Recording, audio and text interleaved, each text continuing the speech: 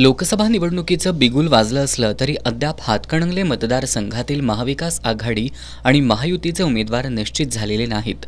दुसरीकडे स्वाभिमानी शेतकरी संघटनेचे प्रमुख माजी खासदार राजू शेट्टी यांनी मात्र मतदारांच्या गाठीभेटी घेण्यास सुरुवात केली आहे। आपल्या कर्मभूमीत असलेल्या शिरोळ तालुक्यातील गणेशवाडी या गावात त्यांनी मंगळवारी सभा घेतली। सभेच्या सुरुवातीला सभास्थळी जाणाऱ्या मार्गावर जेसीबीच्या साहाय्याने राजू शेट्टी यांच्यावर फुलांची उधळण करत कार्यकर्त्यांनी त्यांचं जंगी स्वागत केलं। यावेळी बोलताना राजू शेट्टी यांनी शेतकरी विरोधी धोरण तयार करणाऱ्या सरकारला विरोध करण्यासाठी मला दिल्लीत पाठवा असं आवाहन केलं। मला ईडीबीडीची भीती नाही अथवा मी कुणाच्या मिंद्यातही नाही। शेतकऱ्यांची खरी बाजू मांडतो म्हणून 5 वर्ष घरात बसवण्याचं कट कारस्थान केलं, त्याचा मला पश्चाताप नाही। उलट आजही तीच रग माझ्यात असून पुढेही राहील असा खणखणीत इशारा त्यांनी या सभेत विरोधकांना दिला। सोयाबीन 42 रुपयाला गेले, 9000 वरनं 4200 पर्यंत सोयाबीनचा दर कमी का झाला आपोआप होत नाही। त्याला कारण सरकारचं धोरण असतं आणि ते धोरण कुठलं तर मगाशी ज्या उद्योगपतीचा उल्लेख केला त्यातला एक उद्योगपती म्हणजे अदानी।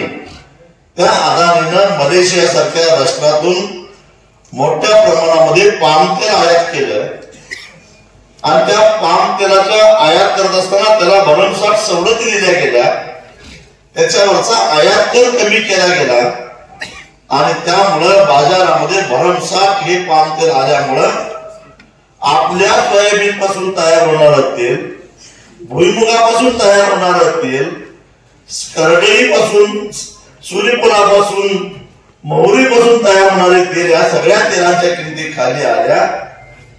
आणि मग तुम्हाला माहिती आहे की पक्क्या मालाची किंमत कमी झाली तर कच्च्या मालाची किंमत कमी होते, म्हणून सोयाबीनचा भाव 9000 वरनं 4200 पर्यंत आला। याला म्हणतात सरकारचं धोरण। म्हणजे दिल्लीत एक धोरण ठरलं, अदानीला सवलत द्यायची कारण तो बिचारा रोजगार हमीच्या कामावर चाललाय, त्याचं घर चाललं पाहिजे म्हणून त्याला सवलत देण्यासाठी, त्याला पैसा कमवता येण्यासाठी म्हणून एक धोरण राबवलं गेलं। संपूर्ण देशातल्या सोयाबीन, भुईमूग, सूर्यफूल, करडई, मोहरी या तेल उत्पादन करणाऱ्या शेतकऱ्यांचं वाटोळं झालं। याला म्हणतात सरकारचं धोरण। शेतकऱ्यांच्या आत्महत्या गेल्या 6 महिन्यामध्ये 2.5% वाढल्या। म्हणजे हे जे ज्यांना आत्महत्या करणारे जे शेतकरी आहेत त्यांच्या रक्तानं या देशाच्या पंतप्रधानांचे हात बरबडलेले आहेत अशी अर्थव्यवस्था आहे। त्याला विरोध करण्यासाठी शेतकऱ्यांचा आवाज म्हणून मला पुन्हा एकदा दिल्लीला जायचं आहे आणि म्हणून मी तुमच्या दारामध्ये उभा आहे।